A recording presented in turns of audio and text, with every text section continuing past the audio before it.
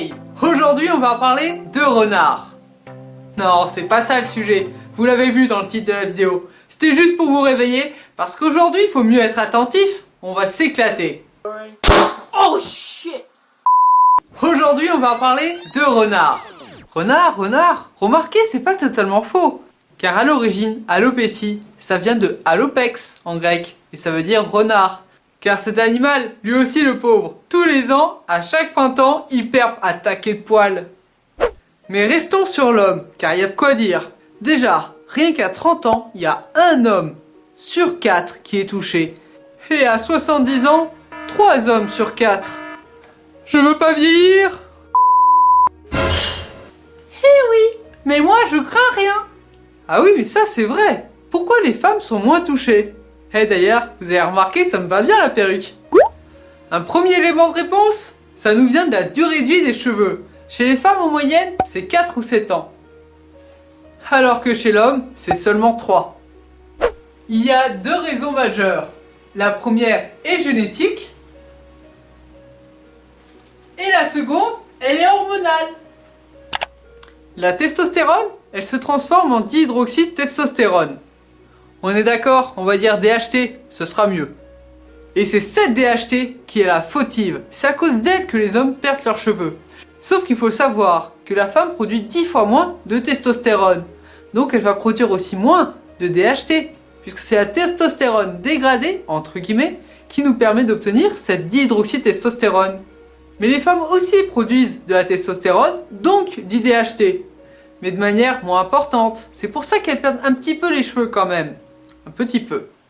Mais pendant une période de grossesse, la quantité d'oestrogène augmente. Ça neutralise la testostérone. Et voilà, pendant les grossesses, les femmes ne peuvent plus perdre leurs cheveux.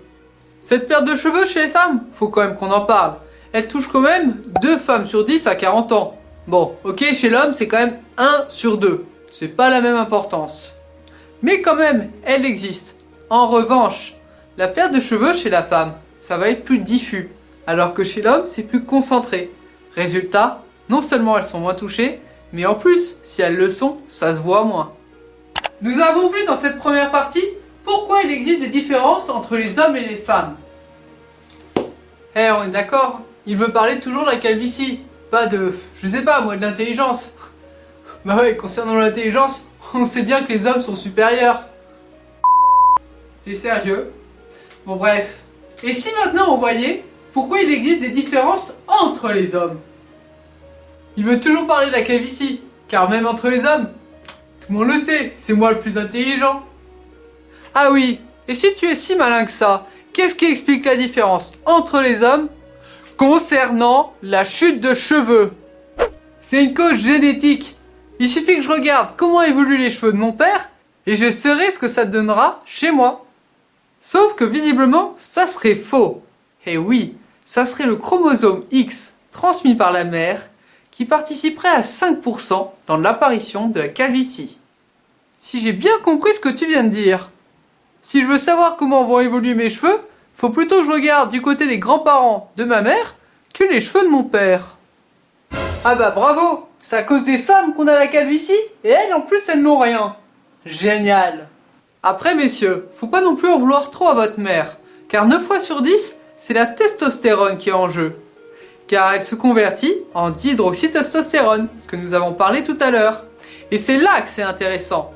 Plus vous avez un taux important de testostérone, plus vous conversez en DHT, plus vous perdez vos cheveux.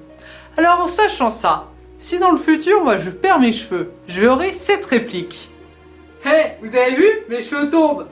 Mais ça m'étonne pas, vu la quantité de testostérone que j'ai, moi. Eh ouais, je suis un homme, un vrai. Si tout le monde savait, vous croyez que ça serait vu comme un critère de virilité et ça serait bien vu de perdre ses cheveux? D'ailleurs, entre les hommes, nous ne sommes pas égaux. Nous l'avons dit, il y a le taux de testostérone qui rentre en jeu. Mais ça n'est pas fini. Certains ne sont même pas concernés par cette calvitie, et d'autres qui sont concernés par celle-ci, elle ne va pas commencer au même endroit. Chez certaines personnes, ça peut commencer au niveau du front, alors que d'autres, elle va commencer au niveau du centre de la tête. Dans tous les cas, moi je veux pas vieillir. Au secours. Bon, On l'a dit, il y a les hormones, la génétique, hashtag merci maman, de rien. Mais d'autres facteurs peuvent rentrer en compte, que ce soit le niveau de stress, des carences en vitamines ou une alimentation non équilibrée. Décidément, je suis mal barré. Bon, et si on recherchait une solution pour terminer cette vidéo? Mais ça va pas vous plaire, messieurs. Vous préférez perdre vos cheveux ou votre pénis? Ça, c'est dit. Maintenant, la vidéo va être démonétisée.